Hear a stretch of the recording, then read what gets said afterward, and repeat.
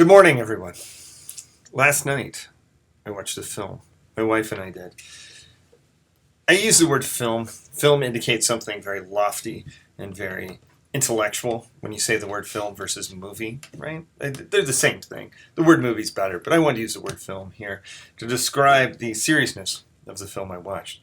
The film I watched was called Christmas Perfection, and it starred a bunch of people that I've never heard of, and we'll probably only see in other Hallmark slash Lifetime slash Netflix Christmas films. Yeah, my wife and I have already started watching the Christmas movies this season. It's mid-November. Don't judge me. It's fine. I'm researching it. I'm doing it for you. I'm doing it for you because we're talking today to start about true emotions and sensory events. And I don't know if you've seen Christmas Perfection, but it contains emotions and it contains sensory events. But I don't know if they're particularly genuine. This was also the case with another Christmas movie that I recently watched called A Dog Walker's Christmas. Elise and I have already discussed this movie. I gave it my absolute highest recommendations. Also, not the best movie that I've seen. But my wife and I watched these from a perspective of understanding that the sentimentality is part of the game. And, I'll admit, we kind of make fun of them a little bit. I don't necessarily feel good about this, making fun of work that other people have done, but we're doing a little bit of that as we go. Maybe my wife and I are great people. I think this is okay. So we watch these movies, we sort of make fun of them. But one thing that was coming to my mind as I was watching this movie last night was this idea of sentiment versus sentimentality. I think we talked about this early in the semester, but what the difference is between sentiment and sentimentality. And this felt very relevant to this idea of trying to create true emotions. You want your reader to feel something. You want to feel something as you go through it. But there's a difference between allowing your reader to reach a feeling that has been earned through your work with the text and for the reader to have emotions that have been forced upon them. That's the difference between sentiment and sentimentality, right? Sentiment is a feeling that has come out of images and details that are in the story or in the text or whatever it is. So when you create sentiment, you're creating something genuine. Sentiment isn't a negative thing necessarily. And sentimentality doesn't have to be either, depending on what the genre and what the field is. But sentiment is a real emotion that is created out of the details, the descriptions, the characters that you've built.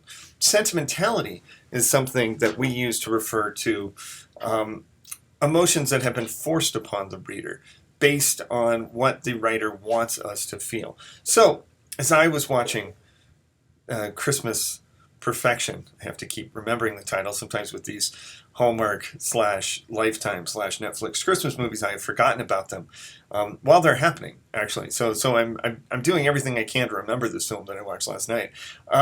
In this film, the main character and a significant romantic interest connect by the end. Spoilers, sorry. But they do. And I wasn't left feeling a whole lot beyond the natural charisma that each of the performers have, which I think they did. But the story, putting them together, is so telegraphed. It's like as soon as these two are on the screen together, it's like, oh, I see what the end game is here. They know it. That's fine.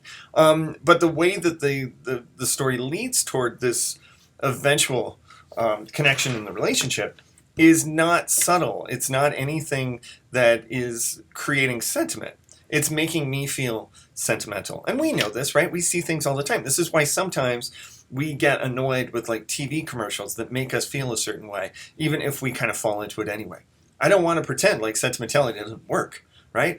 There are times in which we can watch a TV commercial, especially if we're running on very minimal sleep because of studying or kids or whatever the situation is, that I'll see a TV commercial that will crush me, right? There are things that happen that affect us emotionally that aren't necessarily earned. But we also can get very cynical about that. When we do get those moments that are earned in a film or a book or a story, then it feels like it matters. And, maybe there's the subjectivity that's involved. Maybe some of us would see a moment in a book that one person would see as sentimental and the other one would say, no, I think this was really earned. For me, one of my favorite movies in the world, it's It's mid-November. We all know each other well enough. I'm going to confess this. I love the movie Babe with the talking pig. Do you know the one? Mid-90s? If you haven't seen Babe, the talking pig picture, go. Right now. Pause me. Go watch Babe. Come back. And even if you have seen it, go watch Babe. Pause. Okay, you're back. Remember that part where the puppies have been taken away from the mother dog, and then Babe comes over and asks, "Can I call you Mom?" That gets me every time. It does. As I'm saying this, it's getting me. Is that sentimental or is it sentiment? Well, I think we could probably look at it either way. And so it does get to be subjective. But I think what's important here is if I'm writing something and I feel it, then I think there's a pretty good chance that it will be earned by my reader too. Does that make sense? I think if we're just putting emotions in there just to force the reader to feel something, then it might not be felt. There was a hidden scene from Endgame, a deleted scene from Endgame that just came off with the Disney Plus, and I was watching this, and it's a scene involving a character and his daughter. In full-grown form in like some sort of alternate world, and it rang false to me. And maybe that's because it wasn't in finished form, it wasn't in the world of the film. But I didn't like this scene because it didn't feel to me genuine. It didn't feel to be as honest as what was actually in the movie, which felt like pretty earned emotional stakes. So when we're talking about emotions, a story should probably create an emotional response. It should. It should just be an earned emotional response. The book gives us a list on 398 of how we write about what matters, how we create emotion. It must resonate with true emotion for you as the writer. If you're creating something that feels false to you, then the reader is going to see through that. So you need to create something that feels genuine and honest to you. It must remain active and mysterious and complex, even after you've successfully gotten it on the page. Think about that. So you want to create emotion that feels active and mysterious and complex. Now, what does that mean exactly? If you've got something that feels active as an emotion, then it's something that's going to feel alive. There's a vibrancy to it. You want to make sure you've got that. Perhaps the guy and the girl connecting in a predictable fashion at the end of Dog Walker's Christmas isn't creating this same level of activity. It doesn't feel as vital and as urgent. Mysterious. What does it mean to have an emotion that feels mysterious? What are emotions if they're not mysterious? We don't always understand the way we feel. When's the last time you felt something that you didn't fully understand? Or you were reading something or watching something or talking to somebody and you suddenly had an emotional reaction. Maybe it wasn't like a huge reaction. Maybe it wasn't anything super dramatic, but it was a reaction that you fully didn't understand within you. Has that happened? And if it has, write about it, because that seems like something that you should do. But beyond that, think about the fact that we don't always understand how we feel. It shouldn't be that way in a story either. How interesting is it often in works of literature when I don't fully know everything that a character is understanding, but I relate to it and I feel it anyway. This happens, and it's important when it happens. And it must be rendered with the five senses. This is where sentiment can come in, right? Sentiment is created genuinely when it interacts with details, when it interacts with scene, when it interacts with sensory experiences. So if you can get those senses involved, then something's going to feel more genuine. If you're seeing a character cry, that's potentially more emotionally connecting than if you're just told that the character is sad. Right? It makes sense. So you want to get into those visceral kind of emotions to help create these moments. Now, recently I've had some people talk to me about the challenges of writing, and we've had these discussions all semester long. Some of us have been really hesitant toward plot, and I've had a couple of conversations with people just in the last couple of days about the challenges of plot. And how some writers, some of us in this very class, have challenges with plot because our brains don't actually work that way. So I've had some people talk to me and it's like, I want to write something. Obviously, I'm in a writing class. That feels like a thing I should do. But I'm not interested in world building in the way that we've seen from some of the terrific work that we've seen in class. And plot isn't something that necessarily comes as easy. So what I've said in these situations is, don't think too much about plot. Don't think at all about world building. These things can happen if The first thing we do is we build character, and we put relatable and compelling characters in a situation and then see how they react to that situation. That's how emotions come out too. Emotions don't come from plot, typically. Emotions come from characters reacting to the things around them, which could include plot. But it comes from our feelings toward the characters that are within the world of the story that we're reading. So emotions are going to come from the world of the characters within the story and the way that they respond to both other characters and the plots and circumstance that's going on. It's really important for us to think about emotion, but it's also important for us to let those emotions sort of happen rather than pushing them onto the world. Does that make sense? I want you to talk to me below about how you try to create these emotional moments within stories. What do? Do you do something consciously?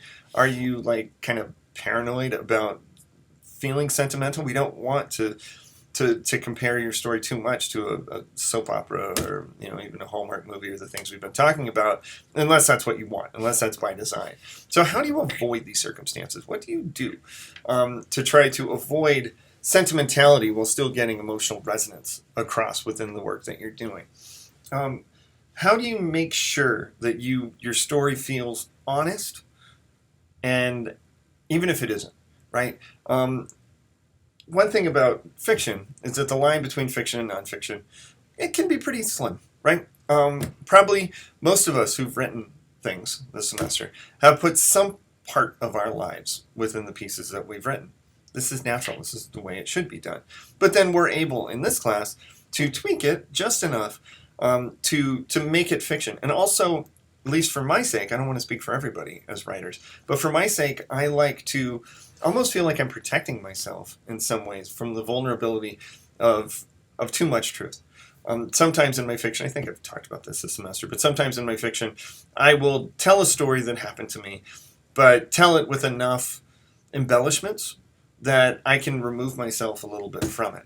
I'm not being dishonest in my mind to the story that I'm trying to tell, but this isn't a nonfiction work, so I'm not going to be completely dependent upon the truth to get that story across. But the truth will come across, right? Fiction is the lie that tells the truth. You will get an honesty across in good fiction. In good fiction. Sometimes in bad fiction, it feels false because it is. And again, some of the sentimental stuff that we'll watch, we can enjoy it. We can enjoy it on multiple levels. But we might not necessarily feel like this is what life is. These are movies that are escapist. They're not trying to feel like honest renditions of life. But it also prevents them from feeling like a higher level of artistic value, warranting a higher level of artistic value than some of the stuff that we've seen. So down below, I'm going to use the same discussion in just a moment to talk about revision. But we read the story Ralph the Duck by Frederick Bush. I'd love to hear your responses about how emotion comes across here. What is this story doing to transfer, I'm using the word from one of the questions in the book, transfer emotions from the story to the reader? We talked about those 5 senses. Think about how this story is using those sensory touchstones to connect with us. How is this story making emotion come to life? And does the story feel genuine or not to you? Would be an interesting thing to talk about too. Now, in chapter 13, we talked about revision. And I would love to talk more about revision when we have a chance to go more back and forth, but I'll start here. Revision is an immensely valuable aspect of our process that sometimes we don't want to do. A lot of young writers that I work with, a lot of writers in general, love the creation process. They love it. They love the idea of, I've got a blank page, I'm going to write this out, I'm going to get as much down as I can, and I'm going to create this world of the story. It's a wonderful feeling for a lot of people. Some of us maybe struggle at that stage, and so you can snicker at people who enjoy this stage all you want. But for a lot of us, there is a joy in the initial creation of something. But when we have to go back and do the work of making it better, of polishing it up, We don't like that as much. We're not as inclined toward that as being part of the process. So it's important for us to understand first the value of it. When you're writing a rough draft of a story, you're making an agreement with whoever reads it that you are not going to just stop with this. We can't. You can't just write a rough draft and then send it out into the world or your friend or anything without reading it over again.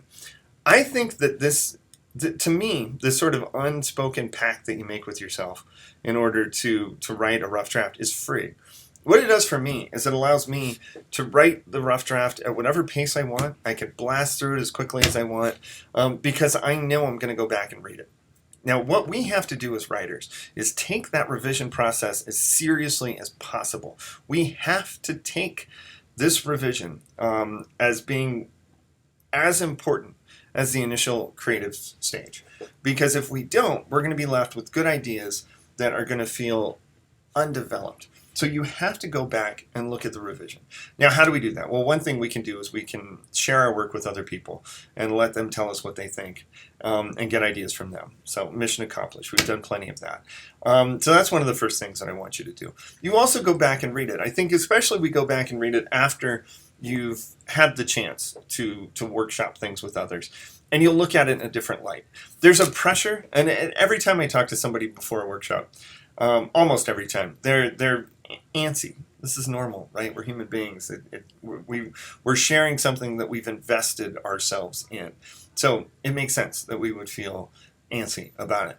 But when we're done with that, we can go back and look at it in a different way, right? There's a reason why sometimes it's hard for us to see something objectively before we've done whatever we need to do with it, right? When I was taking my PhD exams to get my PhD, to be qualified to talk to you here today, I had to, basically what this one exam was a sit-down exam. I was in front of a computer for 3 hours. I had to answer 2 questions about British Romanticism. It's a good time. PhDs are awesome. Do it. Stressed me out endlessly, but I got through it. But I got to type this out. They let me keep a copy of the exam on a flash drive while I obviously turned the rest of it into my committee. And so I thought, so I read it. I reviewed it over those 3 hours carefully. I read through it. It was 3 hours. I spent about an hour and 15 minutes on each answer, and then I spent a half hour overall reviewing it, maybe even more than that. Reviewing it, going over, I read it carefully. I read it for high order concerns, low order concerns. I wanted to make sure that these questions were as polished and as solid as they could be. And so then it was done. I read it. I felt good. I turned it in. I passed. Spoiler, again, just letting you know, I'm qualified to be here. But after I got home, I thought, gosh, I want to read it again. I want to see how I did. Don't do this, ever, by the way. Because in the first sentence, which I probably read more often than any other sentence in this exam, there was a typo. There it was, glaring at me, taunting me from the first sentence. And I missed it. I missed it because I wasn't in the mindset to be clear, to look for it. So sometimes, after we've done our revision, or after we've done our workshops, we can go back to look at revision, and we'll have a better sense of whatever it is that our minds can do to get things together. So I highly recommend, when you're able to take a little time between writing it, revising an initial draft, workshopping it, and then revising it again. I find revision to be fun. It's work, but all stages of this are work. But I think it's kind of exciting because this is where I get to make things better. That I've already come up with cool ideas. I've already come up with things that are interesting, hopefully, and compelling, hopefully. But now I get to go back in there and make them more interesting and more compelling. And so to me, it's kind of exciting. And one of the challenges, I think, is going back to your own work and trying to look at it as if somebody else wrote it. And this is very difficult to do. But if you can kind of remove yourself as much as you can, it helps. I think that this is, in my experience in talking to others, is somewhat easier in fiction than maybe it is in poetry and nonfiction. I think sometimes in creative nonfiction it's hard because it's so personal. But fiction can be too. Poetry can be the same way. I think in fiction sometimes it's a little easier to remove ourselves, to be a little more objective as we go. But you just need to go in there and look at this text as if it was written by someone else. when you're going through it, you want to kind of go through it in different stages too. And also, don't ever be afraid to really change things up. Maybe you start at a different place. Maybe you cut out a lot. Maybe you move things around. I think the best revision experiences that I've seen people take on are experiences in which the original text changes as it goes on. Always make sure you're saving the drafts that you're creating.